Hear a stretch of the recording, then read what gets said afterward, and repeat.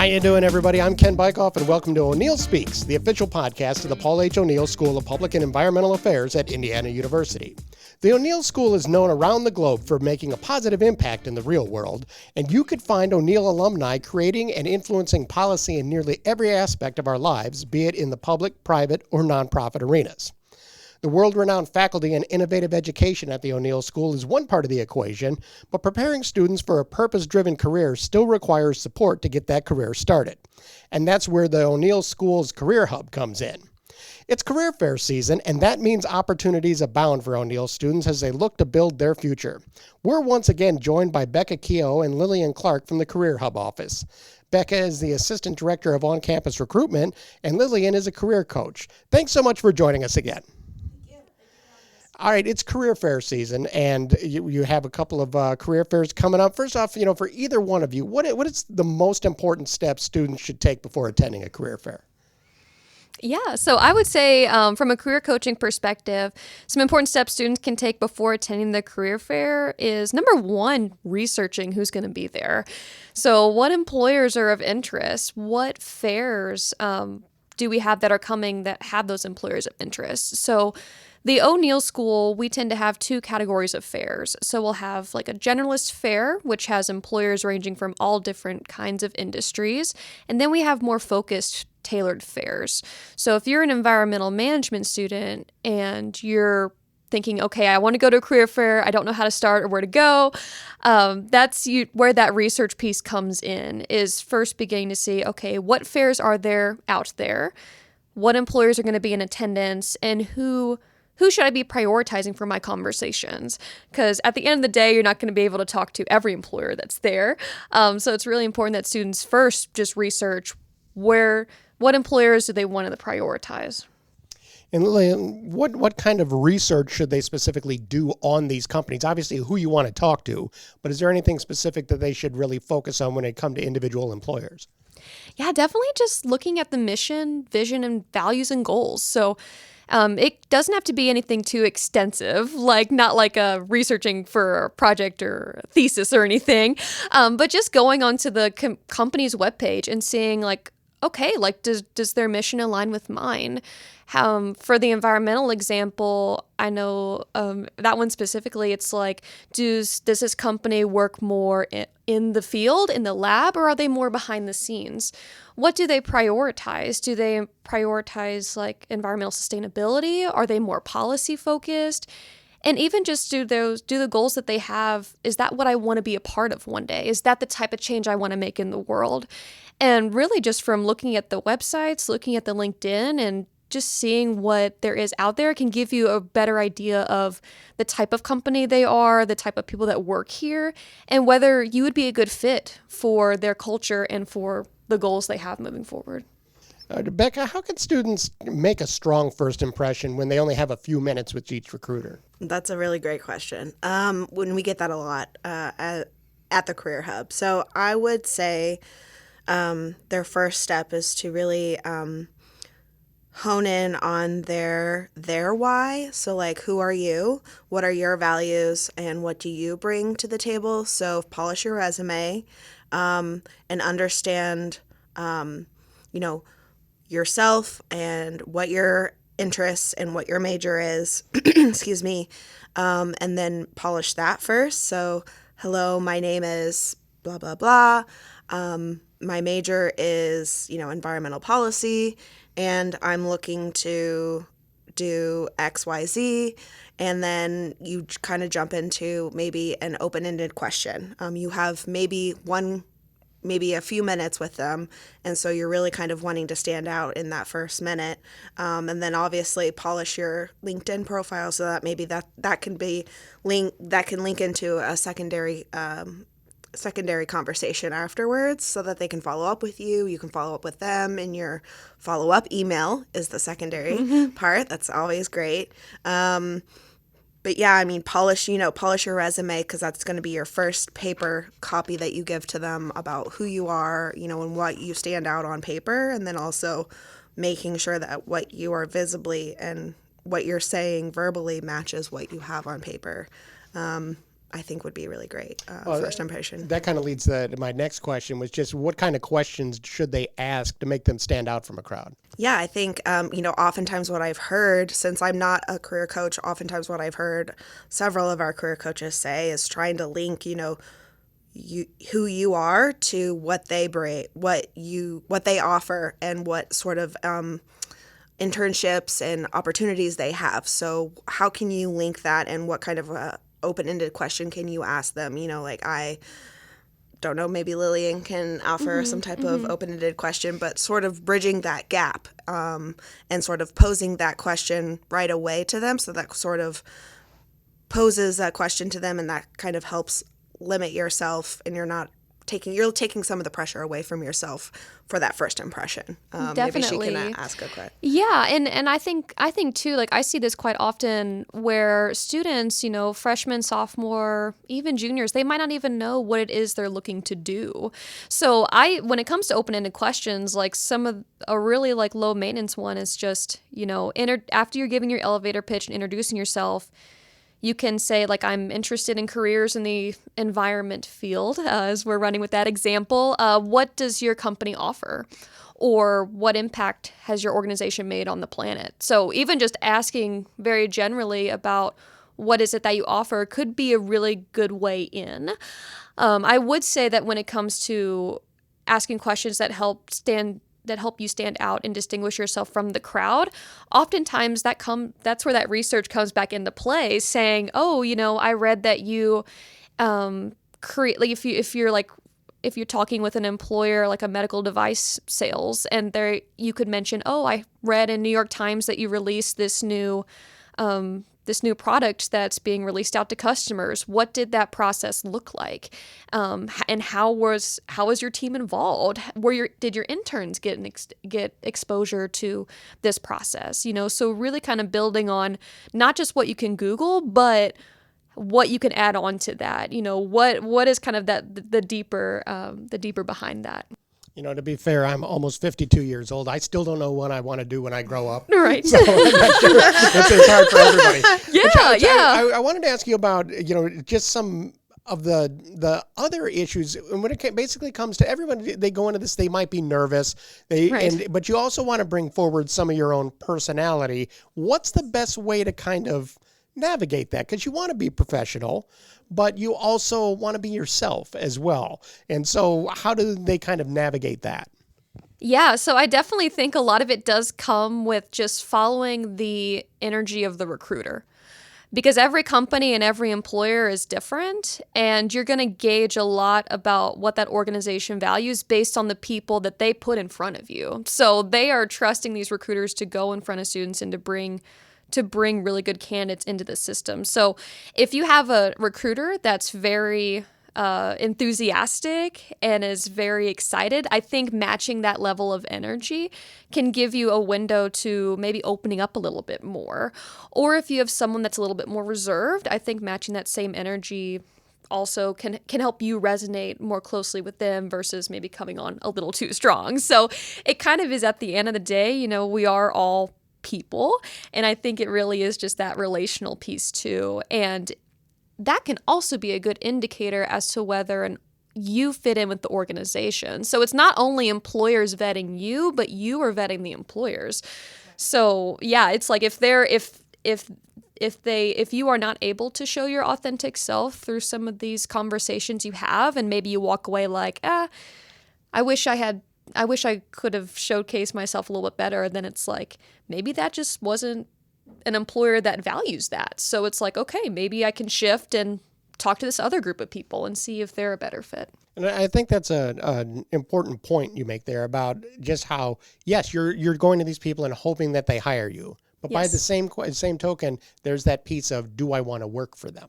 Yes. And am I going to fit in? That culture part of it, and just being comfortable right off the bat, I feel is kind of important. Exactly. Yeah. Like oftentimes we feel like, I think oftentimes students feel like, they're going in with this expectation of, I got to get hired or I got to find an opportunity. But really, they're almost, interviewing them as well. So like kind of like try to flip that script a little bit so that you have a little bit more confidence going into I'm going in and interviewing them as well, so that way it kind of gives you a little bit more of an upper hand, as in I shouldn't feel so, bad if this didn't go well or whatever it is. And employers want that confidence too, because it gives them a better idea of like, where can I find a place for you? I know one piece of advice I got from a colleague was, if a student walks in and they say, hi, this is me, I can do anything. It's like that kind of makes it hard for a recruiter to be like, well, I could put you in accounting or I could put you in sales. So having like a student come up and say, hi, this is me, this is what I bring, this is my lane, this is what I'm studying. What opportunities are there that you have at the organization? Because not everyone's going to be a match. So, but if it is that match, then you can confidently enter that relationship after the fair and begin to just talk more about it. And it goes back to just increasing the satisfaction that you have in the internship and in the career as well, because we don't want anyone to ever just settle into something that is kind of like subpar. Like we want the students to find that career that excites them. So it's very important to also. And if you're navigating this for the first time, it is sort of a building a skill. So I mean, definitely go and check these out. I know we still have a couple more questions, but definitely go and check these out. I mean, it definitely takes some skill building to kind of navigate these and sort of just get comfortable with approaching an employer and sort of just kind of putting yourself out there when you only have a few minutes, to kind of, this is who I am in 2 minutes, So, but you'll get there, and and you'll find that best opportunity, and that's what these are all about. So really, what's the best way for students to approach employers that maybe they're not all that familiar with? Oh yeah, definitely. I think from there, I mentioned before exploring, like kind of approaching it as more of an exploratory lens, and it is also something to Becca's point, like developing this skill is through practice. So if there is an employer that you might not necessarily be familiar with, and you may or may not have the desire to apply for their internships or jobs, they could always be a practice round, you know? So you can even go up and just introduce yourself, talk about, I'm a student here at Indiana University. This is my first career fair, and I just would love to hear more about who you are and what you bring and what opportunities you have. So again, just approaching it with that exploratory mindset and seeing where the conversation goes from there. And if it's not your desired employer, then it's like, okay, at least I broke the ice with someone that I that is not my number one employer. What are some of the biggest mistakes that you see students make at career fairs, and how do they avoid those mistakes? I think, we talk about dress code sometimes, or employers talk about dress code sometimes, and I wouldn't necessarily say that that's a mistake. Here at O'Neill, we definitely say we don't really have a required dress code for any of our career fairs. So we usually say, come as you are. Students are coming in between class time. That's why oftentimes all of our career fairs are sort of during the day, because obviously students are coming in between classes. So, bring a change of clothes if you can. It also depends on the, topic or theme of the career fair. So, for one of our upcoming career fairs is more of the arts career fair, the creative industries.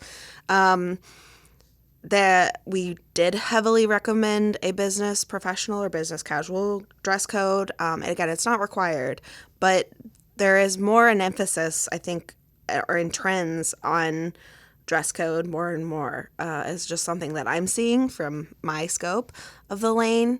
And I know other offices on our campus are sort of requiring them, but, we're not those other offices. But I think, wherever you are in your career journey, if you're able to sort of develop that skill a little bit to sort of bump it up a little bit. Employers are noticing, and so that is sort of another first impression is sort of, like how a professional are you able to be like at these first meetings, this first like approach. So I would say that's probably number one on my end, and just from what I hear from trends on employer side.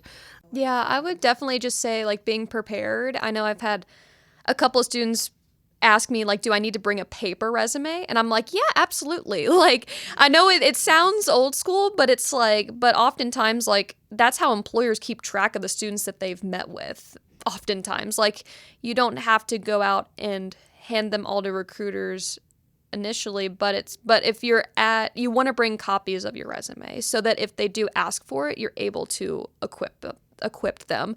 So sometimes students might not have those documentations, so like the recruiter might have a harder time contacting the student if they want to follow up. Whereas on your resume, it has, your IU email or a professional email, a phone number, your link to your LinkedIn. It can kind of serve as a student's business card. So I think preparing those paper resumes for sure. And preparing that elevator pitch and dressing up to succeed. I think those are factors that students need to make sure that they Absolutely. have before and entering. I would reiterate all of what she said. From what I hear on my side, employers are oftentimes looking for that. They understand students are have so much on their plate, but if we also here at the office want students to succeed. So the more they could succeed is just preparing themselves a little bit, if that's just polishing your resume a little bit, putting some contact information on there, just business professional if you can, or business casual if you can. Obviously, we're not requiring it, but that just sets you up for success, obviously, from that first impression, first approach. That's what we're talking about here in this conversation. And so just come into the career office, obviously, meet with a coach. If you're like, I want to go to this career fair tomorrow, and how can I best, that's fine. Just drop in, and, we have coaches here to help just set you up for those little meetings. So what's the right way for students to follow up after the event to just keep the conversation going?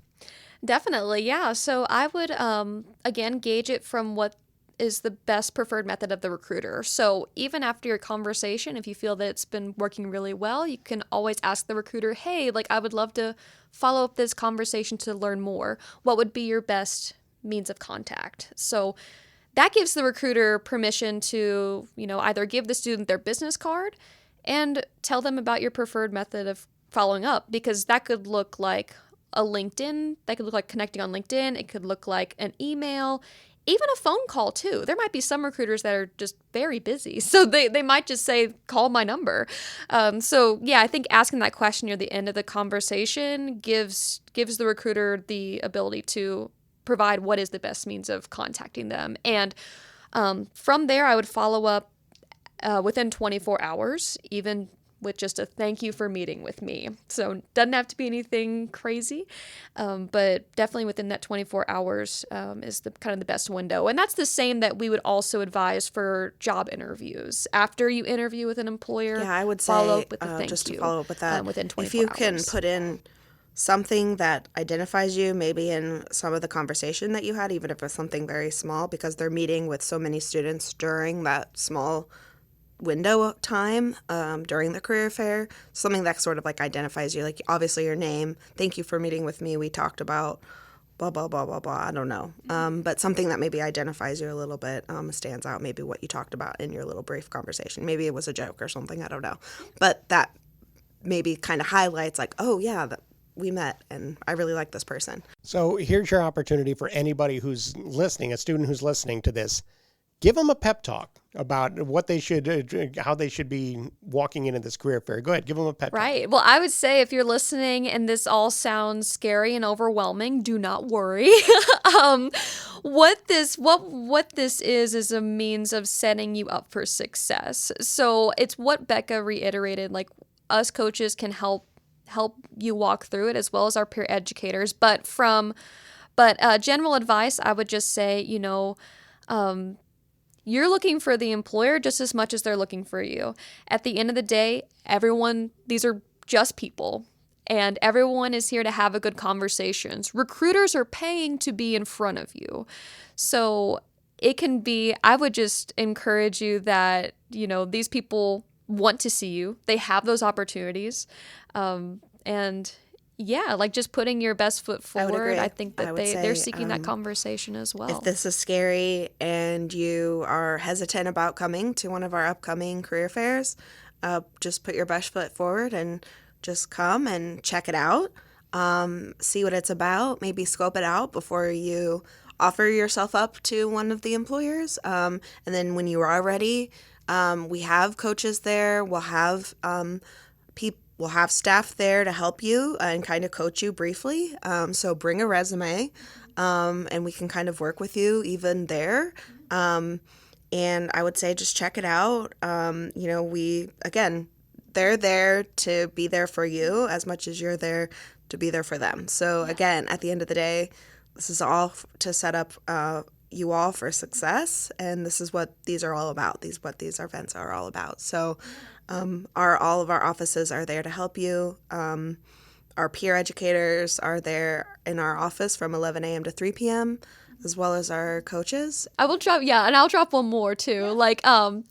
It's very exciting too. You get to just meet so many people and just have a lot of different fun conversations. So that can be, if you walk away and there wasn't really an employer you had set going in, it's like, well, you can walk away having met 3 or 5 new people and learning more about the opportunities that are out there. So yeah, it can be really fun. Yeah. So a good opportunity for students to utilize. Well, Becca and Lillian, thank you so much for your passion for helping students, and I look forward to you joining us again in the future. Thank you so much. That's all the time we have today on O'Neill Speaks. O'Neill Speaks is the official podcast of the Paul H. O'Neill School of Public and Environmental Affairs. All opinions and comments on O'Neill Speaks belong to the host and the guests of the O'Neill School and don't necessarily reflect those of the school itself. Music for O'Neill Speaks is by Manos Mars. Be sure to subscribe to O'Neill Speaks on Apple Podcasts or on your favorite podcatcher app so you don't miss an episode. We're out of time, but for now, and for the O'Neill School, I'm Ken Bykoff saying thanks for listening, everybody.